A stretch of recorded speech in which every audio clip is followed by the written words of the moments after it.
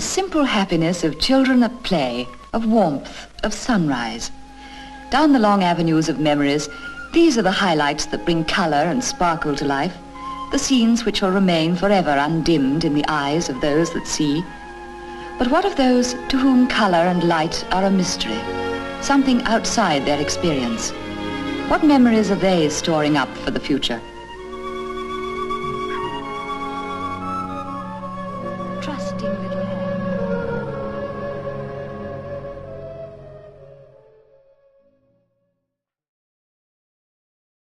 For this train will complete its journey. Would all passengers please ensure that they take with them all their luggage and personal belongings with them when leaving the train. On behalf of Great Northern, I'd like to thank you for travelling on our service this morning.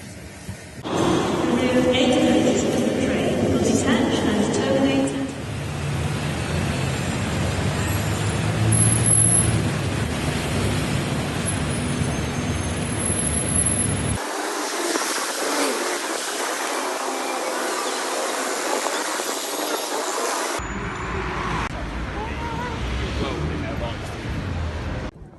Very few people see nothing at all, that's important to say, only about 3%. Some people have light perception, some people have a bit more vision, some people have a limited field of vision, some people have poor central vision but good peripheral vision. Essentially think of partially sighted people with enough vision to be able to get around safely and independently, blind being below that threshold.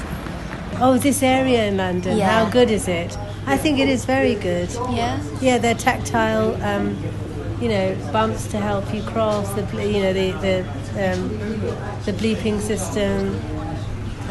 Generally, I mean, when they build the cycleway, which I've heard they're doing, that's going to be a bit disastrous. I think that's going to cause a few problems. But at the moment, it's very busy. But generally, I would say it's okay.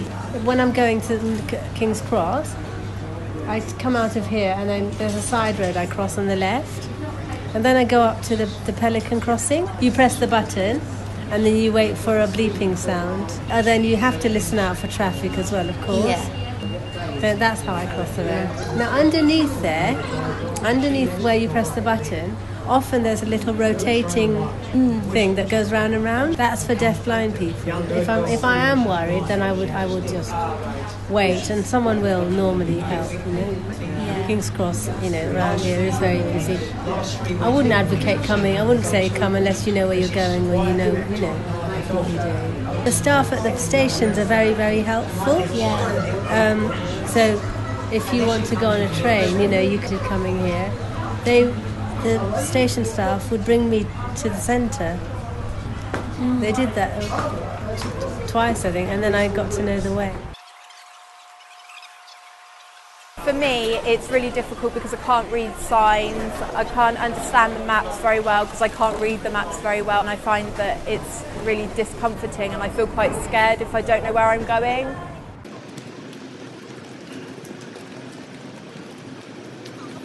Navigating around in an unfamiliar area is always a bit scary, to be honest, because obviously the traditional visual clues, landmarks, etc. aren't there. It helps a lot if clues are consistent, so confusion can certainly occur when that isn't the case. It's very, very important that these adaptations that are there to help us are actually there to help us and are actually there in the way that we expect to see them. Yeah, right angles are much easier. Right angles are much easier. When I was growing up, we used to get taught to always keep to the wall. But now, they put so many things near the wall, like, boards and advertising and, I walk more in the middle. But that's where a guide dog comes in useful. For me, if I keep focused and don't rush and just take my time, then I'm fine. I think the stress, if you start rushing and you're stressed, then yes, you can make silly mistakes, When I'm walking along the pavement and then there's a big gap, say 2 houses have got the driveways, if there are 2 of those close together, I find that quite hard to walk, to keep straight. Yeah. Because there's no wall to follow, there's nothing. If you notice that the path going from when you come in straight there is actually not carpet. So when I first came and I was trying to learn my way around, I knew if I stick to that blank area, the flooring, and you know that carpet's one side, and you know, so it's easy to find your way around. If there's a way, having sort of different surfaces that lead different paces is quite a good idea as well.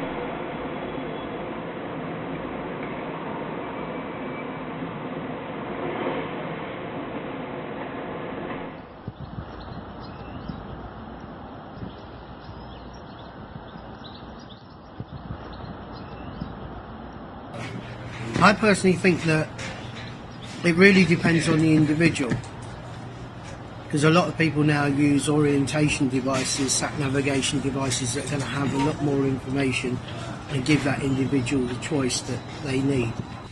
There's always a lot more that can be done,